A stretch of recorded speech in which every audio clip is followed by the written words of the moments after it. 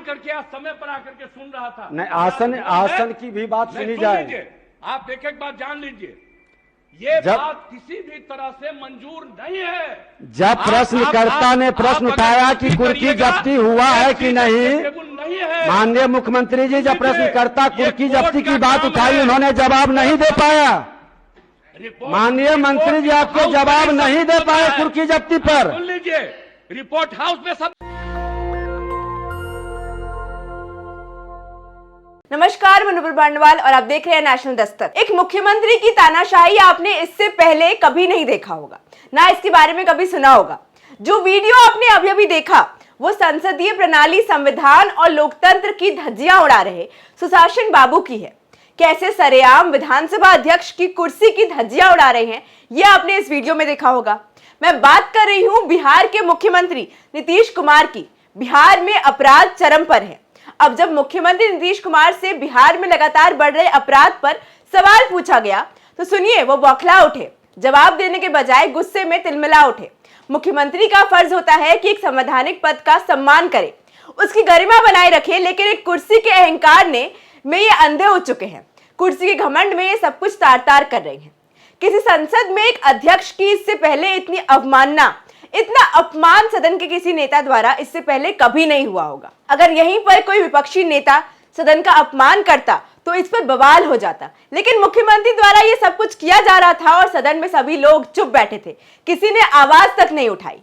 दरअसल हुआ कुछ यूं कि लोकसभा में नीतीश कुमार से बिहार में बढ़ रहे अपराध पर सवाल पूछा गया। बात सुनते ही मुख्यमंत्री नीतीश कुमार ने गुस्से से आग बबूला होकर भाजपा के बिहार विधानसभा अध्यक्ष और आसन को अपमानित करते हुए कहा कि आप होते कौन हैं, संविधान पढ़िए जाकर पहले। सभापति महोदय इस पर यही बड़ी विनम्रता से कहते हैं कि आप ही बताइए ये सदन कैसे चलेगा। हमें अध्यक्ष की कुर्सी पर बैठाकर एक दरोगा सिपाही से की तरह बेइज्जत कराइएगा क्या? दोस्तों, ये एनडीए का सर्कस है। सड़क से लेकर सदन तक बीजेपी जेडीयू की नूरा कुश्ती चल रही है। जन सरोकार का कोई मुद्दा नहीं है। किसान, गरीब, युवा, नौकरी, बेरोजगारी, उद्योग, शिक्षा, स्वास्थ्य पर कोई चर्चा नहीं किया जाता। सिर्फ यहाँ पर सत्ता और कुर्सी के लिए दोनों दल अपमानित होते हुए भी साथ रह रहे हैं। एक गठबंधन सरकार बनाई हुई है। पहले आप इस वीडियो को सुनिए, कैसे विधानसभा के अंदर एक मुख्यमंत्री शिष्टता से पूर्ण एक स्पीकर की बात को दबाकर ऊंचे आवाज में अपनी नाकामियों को दबाने की कोशिश कर रहे हैं।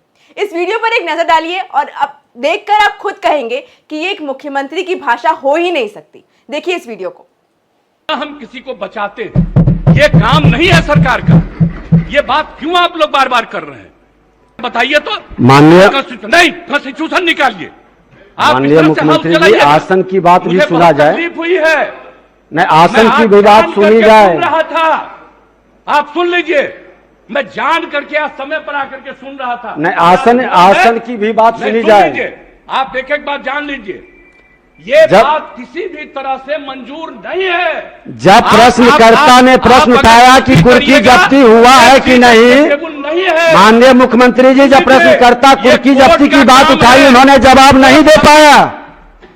माननीय मंत्री जी आपको जवाब नहीं दे पाए कुर्की जब्ती पर। सुन लीजिए, रिपोर्ट हाउस में सबमिट होता है, रिपोर्ट कोर्ट में जाता है।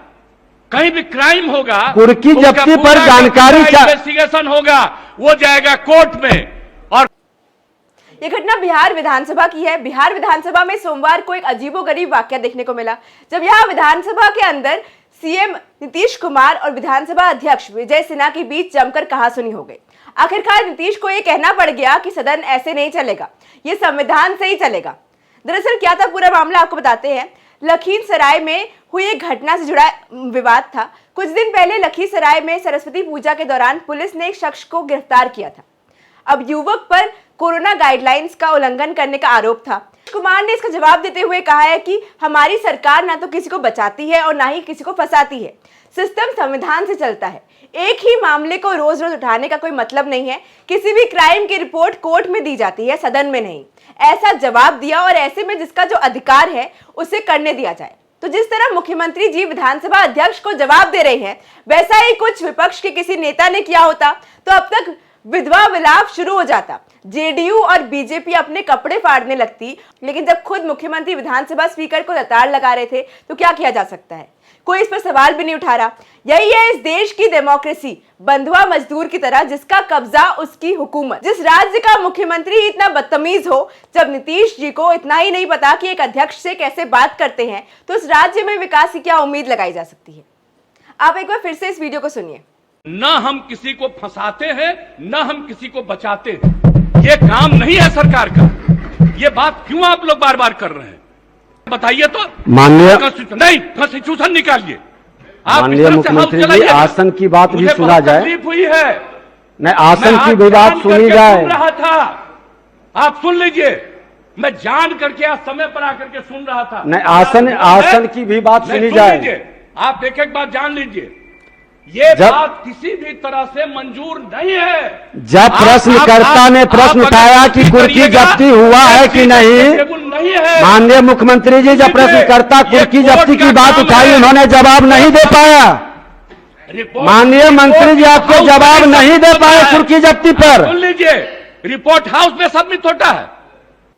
तो देखा आपने, ये गुस्सा नहीं, सुशासन वाले बाबा का कुशासन उर्फ फ्रस्ट्रेशन है। नीतीश जी की बौखलाहट किसी एक घटना पर नहीं है, बल्कि बीजेपी से है। भाजपा ने इस बार उन्हें मुख्यमंत्री तो बना दिया, सत्ता भी दे दी, पर इसके बदले में उनकी सारी आजादी खत्म कर दी है। और यही बौखलाहट आज निकलकर सामने आ रही है। इसे कुछ यूं समझिए कि उनके पर काट दिए गए हैं, उनको पिंजरे से आजाद कर दिया गया है। बस वही गुस्सा, यही झुंझलाहट आज स्पीकर के ऊपर निकला है। आपने देखा कैसे भरी सभा में ऑन कैमरा बदतमीजी कर रहे हैं। जितनी निकम्मी ये सरकार है, ये सब कहकर मुख्यमंत्री जी बस अपनी नाकामियों को छुपाने की कोशिश कर रहे हैं। खैर, नीतीश कुमार के इस बर्ताव पर, इस बयान पर आपकी क्या राय है, हमें कमेंट बॉक्स में जरूर बताएं। और ऐसी ही खबरों के लिए देखते रहिए नेशनल दस्तक। धन्यवाद। नेशनल दस्तक की आपसे गुजारिश है कि अगर इसको बचाना चाहते हैं तो नेशनल दस्तक को सब्सक्राइब करने के लिए रेड कलर के सब्सक्राइब बटन को दबाएं, फिर बेल आइकन की घंटी दबाएं।